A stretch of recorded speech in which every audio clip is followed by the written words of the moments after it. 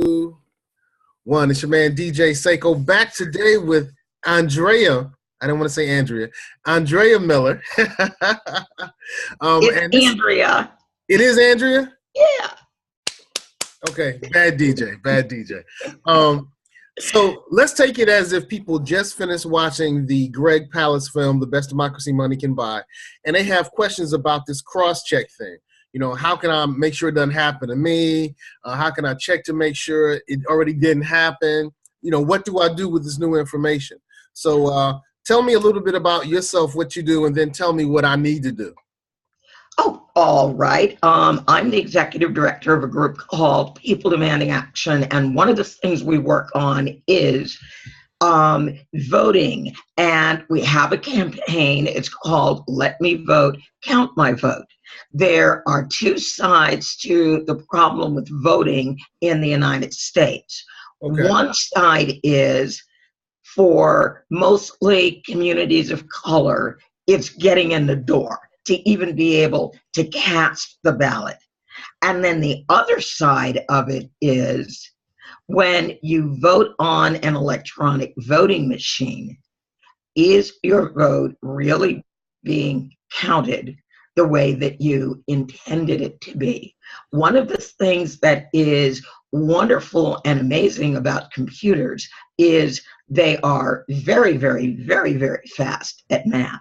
Right. So if you know how many people voted in a precinct, you know that winning is divide in half plus 1. So all that has to happen in the computer is it needs to be programmed to find winning and add 9%, 12%, 18%. Because remember, all that's going to come out of that computer is a tally. This is how many votes I have. That can easily be checked.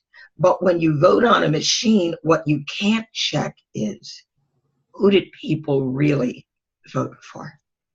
Okay. Let me vote, count my vote. Okay. This sounds like some Olivia Pope stuff. Is it real? It's very real. Wow. It is very, very real.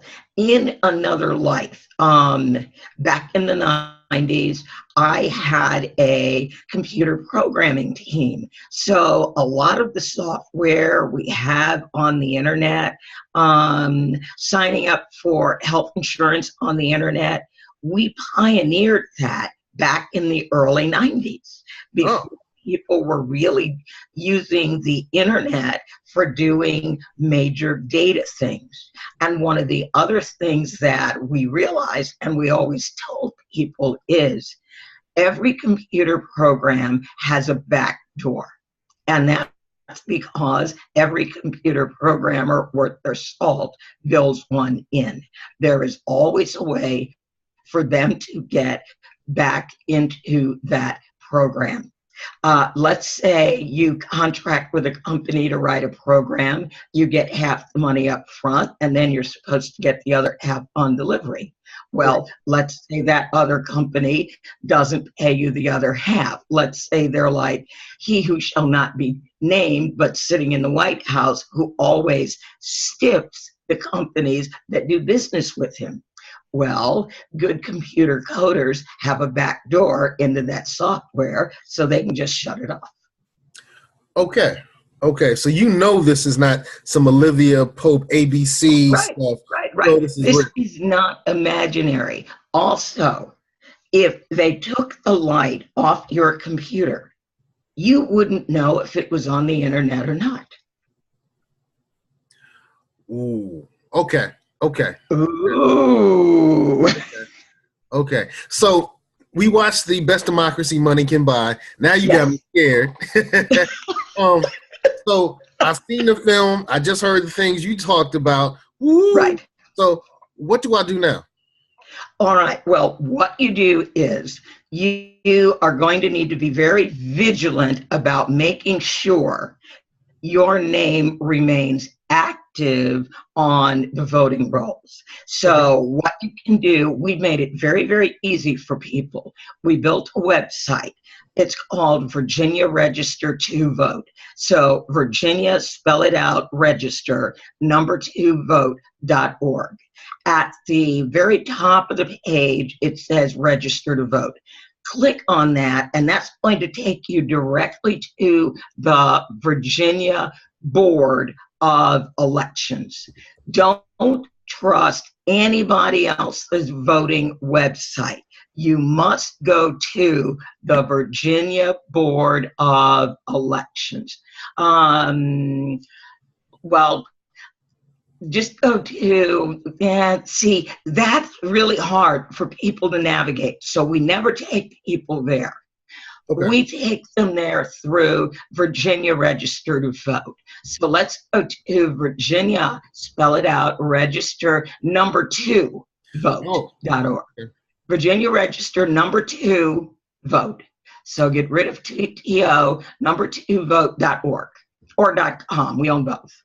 Oh, wow, okay. There you go. That's it. And so what we've done is we've made that Virginia Board of Elections website easy to navigate. We pulled out the stuff that you need, and we brought it right up front. All right, upper right corner, register to vote. Click on it. All right, there you are. Now you put in your first name, your last name, your date of birth, the last 4 of your social security number, and the locality where you live. The reason this is the only website to use and not Rock My Vote or any of those other things, Rock the Vote or whatever it is those things have a lot of mistakes, and they aren't the actual voter file. This is connected to the actual voter file. This is the official record. I've seen a number of these websites where it will come back and it will say, okay, yeah, your registration is active. And that's all that it tells you. And then I've gone to websites like Rock the Vote, where it tells me I'm not a registered voter in Virginia. It's like, excuse me. If you think I'm not registered, I don't even want to think about what you're telling other people. Here, now is it safe for me to put in the last 4 digits of my social security number on this page?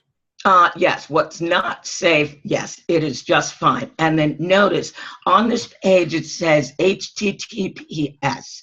That means that this website is like a bank website. It's got 128-bit encryption behind it.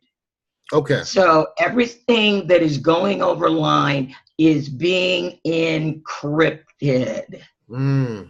All right. So it is no longer here. Let's do mine. I'm old, but I don't mind. So my first name is Andrea, Andrea. My last name, put the A on, there we go. My last name is Miller, Miller. My date of birth, I'm older than dirt, 03/04/1954. Not 1819. All right, and the last four of my social, 7401. And then the locality is Caroline. I'll make you go all the way back up to the top of that list. Caroline. Caroline County? Yeah, Caroline County. And then you're going to check, I certify and affirm that it's my own, or I'm authorized by the voter to do this. Okay. Fine. There you go. And it's going to whir and whiz. Now, not only does it come back and say I'm active, scroll down, keep going.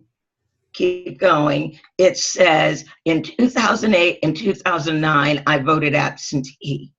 Now, if I don't know where my polling place is, I can click on that cross or that plus sign, and it will open up and it will show me. If I'm not sure what is on my ballot, who am I voting for? What am I voting for? I can show my ballot. So I'm going to be voting for the governor. Here are all the candidates. Lieutenant governor, here are all the candidates. And notice I can even go to their website if I'm not really sure what are these people talking about they're going to do. And then I'm in the 55th district. So these are the people that are running for office. Okay. And then it will also show my voter history. Many of these other sites are going to just come back and say, you're active. And that's all they're going to tell you. They're not going to tell you what's on your ballot. They're not going to give you where your polling location is. It's just you're active. This tells me where my registrar is. It gives me a phone number because this is officially the State Board of Elections talking to me. So many organizations use these third-party sites because they let them download a list of all the people that used it to register to vote. Gotcha. Okay. Right. Okay. It's for their benefit, not the benefit of the voter. What we do at the NAACP is for the benefit of the voter. Okay. Okay. All right. So we're going to go directly to the horse. We're not going to go to somebody that heard of the horse. Okay. Okay. Okay. I love this. I love this website. It shows me a lot. I saw on here that if I'm a person that's looking to have my rights restored, I can go. Exactly. Yes. Restoration of rights.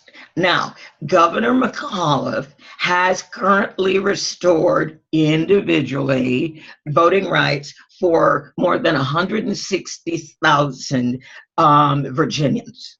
Now, when you get your rights restored, that entitles you to register to vote. It doesn't automatically register you. It entitles you to register. A lot of people are confused about that.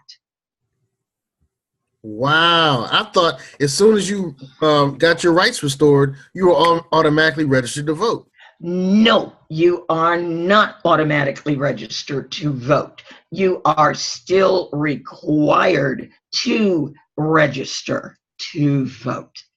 Okay. Now, a lot of people have had their rights restored, and it may be that they moved since they were last on supervised release, and they didn't receive their restoration order. There's a lot of people that are confused about the process. The process has been greatly simplified, meaning you can click on our link, Restoration of Rights, which will take you to the Secretary of the Commonwealth's website, and you need to give them 4 pieces of information. Well, let's scroll down. We'll let people see. Scroll, scroll, scroll. Roll it down, roll it down. There you go, there you go. Keep going, keep going. And there you go. There's the box with 2 boxes. Number 1, check the status. So it's like, in order to qualify for restoration of rights, 2 things must occur. Number 1, you need to be out of prison. Number 2, you need to be off supervised probation. Wow, that's it? That's it. It doesn't matter if you haven't paid your fines. That is not anything that anybody is looking at anymore. It also doesn't matter whether you have a violent or a non-violent felony, and there is no waiting period. If you are out of prison and off supervised release, you are eligible and may have already had your rights restored, and you missed it. So if you check the status of your civil rights, Go ahead, check the status. You need to put in 4 pieces of information. Your first name, your last name, the last 4 of your social, and where was the court where you were convicted. You put in those 4 pieces of information, not quite sure, oh, it's still coming up.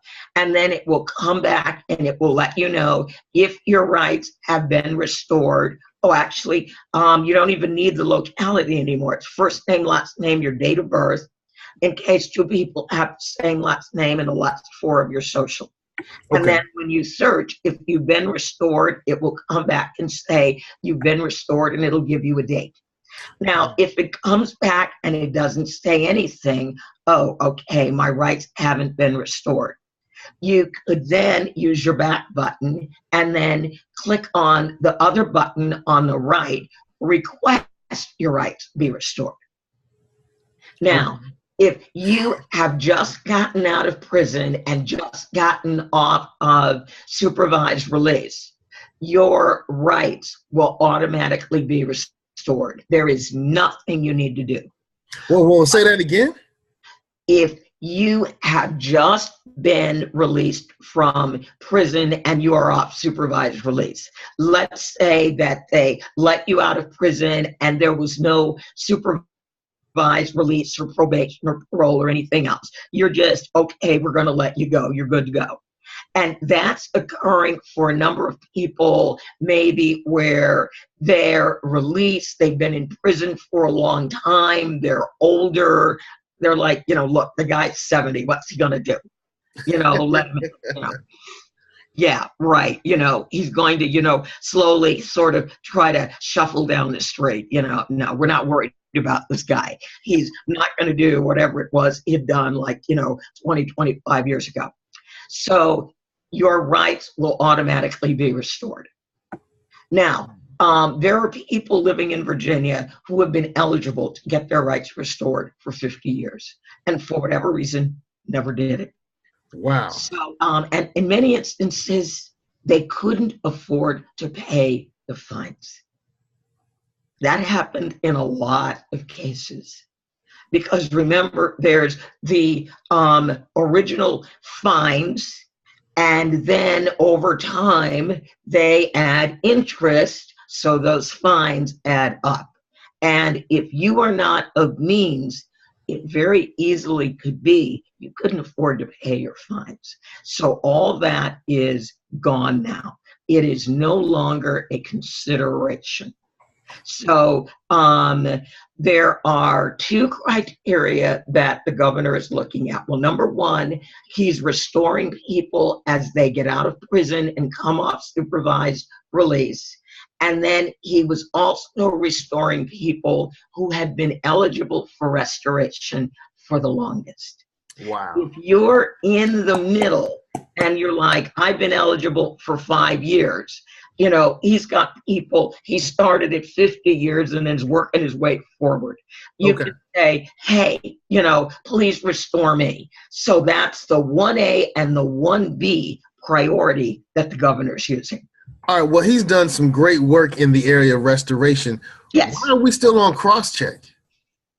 Well, cross-check basically is supposed to clean and help maintain the voting rolls. Has nothing to do with people who have committed a felony and lost their right to vote because of a past felony conviction. Cross-check is allegedly a way of identifying people who have moved out of state.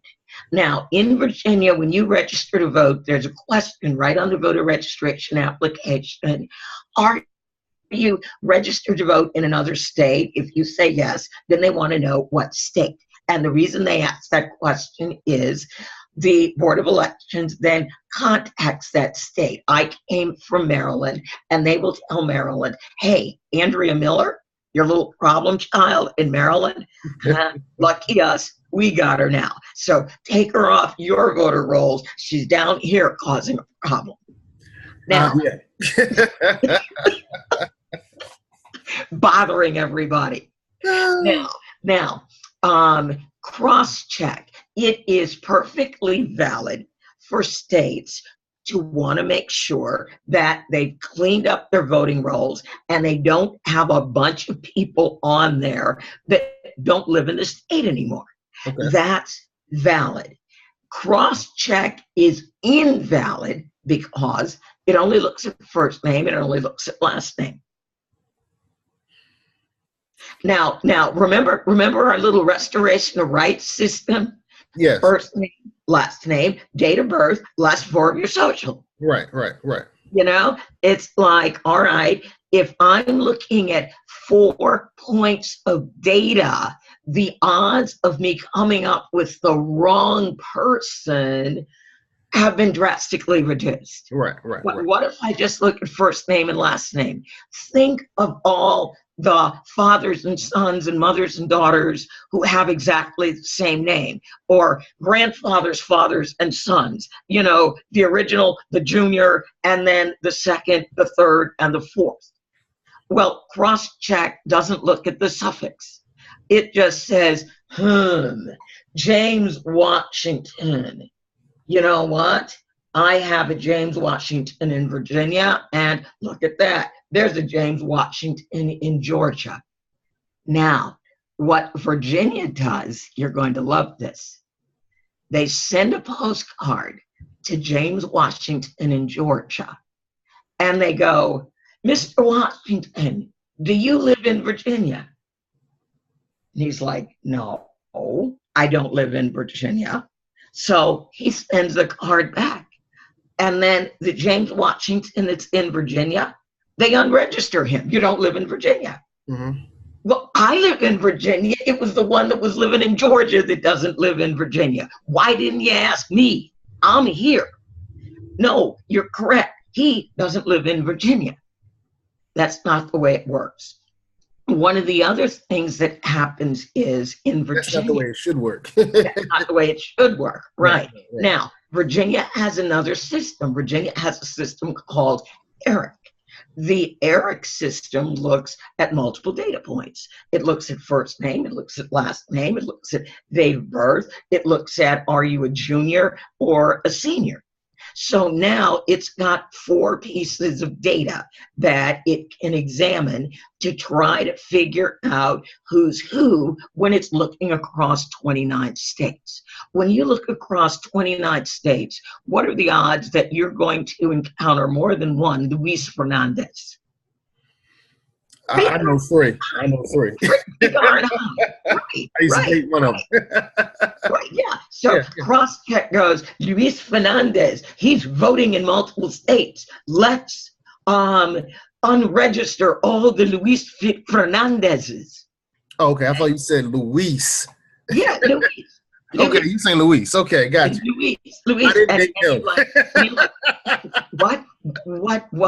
What is that? You know, why are we not looking at his age? Why are we not looking at middle name?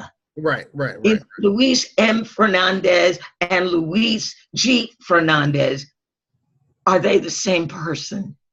No, they've got different names. So now that we know this about cross-check, you're saying that we should go to that website, Virginia Register. Virginia Register to vote. Right. .org or .com. And then check every 6 months. Am I still registered? Now, here's the other reason we need to check. Every 6 months? Every 6 months. Let me tell you why. We're losing voters in Virginia faster than we can register them. We're going to lose 44,000 voters, 44,000 African-American voters in Virginia if they don't vote in the 2017 election. Virginia has a 4 strikes and you're out policy. If you don't vote in 4 consecutive elections, we unregister you. Most people don't know that. There are 44,000 people that are going to get unregistered after the November election if they don't vote. Wow. And you know why they do that? They say If you don't vote in 4 consecutive elections, that means that you've moved and you don't live here anymore. No, it doesn't. It means for whatever reason, you didn't vote in those 4 elections. You didn't like any of the candidates, so you stayed home. Maybe you didn't like candidates in 2 elections. In 1 election, you were sick and couldn't go vote, and the other election just kind of blew past you. You forgot and you missed it. In Virginia, you get to miss 3 elections. If you miss the 4th one, you're gone. You are unregistered. So if when you check, it says your status is inactive, they are getting ready to dump you from the voting rolls. You need to go vote. Okay. People don't know what inactive means when they see it on their voter file. It means you are about to get deleted. Okay. All right? Interesting. Okay. Yes. There is currently a court case going on, and that court case basically is seeking to stop that practice, saying, if we want to vote, that's great. We have a right to vote. We don't really, but conceptually, we have a right to vote, which also means if we choose not to vote, that doesn't automatically invalidate our right to vote. Mm-hmm. We have just chosen not to exercise that prerogative. You know, it's like, why should voting be any different than going to get ice cream? I could go eat ice cream every night of the week. I don't want ice cream, so I didn't go buy ice cream tonight. That shouldn't take away my right or ability to buy ice cream. Okay. Yeah, you're right. Wow. Wow. I just wish our politicians would think that way. So to make sure people have not been cross-checked, they need to check their voter status every 6 months. Yes. In addition, if they missed the last 3 elections, national or local, they need to vote in the very next election. Right. And now remember, since Virginia has an election every year, that means that you've got 4 years, and on that 4th year, you better vote. In most states, they only have elections every 2 years. So that means you actually are looking at 8 years. Okay. Yeah, Virginia, we're looking at 4. We're halftime. Okay. All right, so tell us a little quick quip about the people demanding action, and then we'll close out. Oh, all right. People Demanding Action is a 501c4. That means we are issue advocates. We like to consider ourselves people's lobbyists. So we lobby at the federal level. I had a team on Capitol Hill last week lobbying against Graham Cassidy. And we also lobby at the state level. So I did work this year in 2017 with the NAACP. I trained them in the lobbying techniques that me and my team use when we are on Capitol Hill. Now, at the federal level, we lobby for things like the expansion of Social Security, health care. We lobby for things like the Equal Rights Amendment, equal pay for women, equal pay for equal work. We lobby for $15 an hour. And some of those things, the Equal Rights Amendment, $15 an hour, we lobby for that in the State House as well. We lobby for things like the Democracy Restoration Act, automatic restoration of rights once you walk out of prison. Wow. So how can people get in contact with your organization? We have a website, www.peopledemandingaction.org. Okay. All right. So it's people demanding action.org. We also do a lot of digital work. So we have a number of petitions that people can go to, and we've got something totally cool. Go back up to the top. Benefit Kitchen if you are wondering, am I entitled or am I getting all the benefits that I'm entitled to in the Commonwealth of Virginia? Right underneath the picture, it says, are you eligible for benefits in Virginia? You can go there. Now, it's going to email you, or you're going to need to give it your phone number, and then it's going to send you a link, and it's going to ask you a series of questions. How much do you pay for rent? What's your monthly income? How many children do you have? How old are your children? What do you normally spend on food and clothing, and walks you through all the basics. And then it asks a very important question for women. Do you have breast or cervical cancer? In Virginia, having breast or cervical cancer automatically entitles you to Medicaid up to 140% of the federal poverty level. Most people don't know that. And so anyway, Benefit Kitchen will literally give you a whole list of every federal and state benefit available in Virginia, and it will tell you the ones that you qualify for. And you don't have to give us your name unless you want us to help you get those benefits. Incredible. That is what we do. We empower people. Okay, good. Well, I'm impressed. I'm blown away, and I'm so glad that we got a chance to meet at the screening of The Best Democracy Money Can Buy in Richmond, Virginia.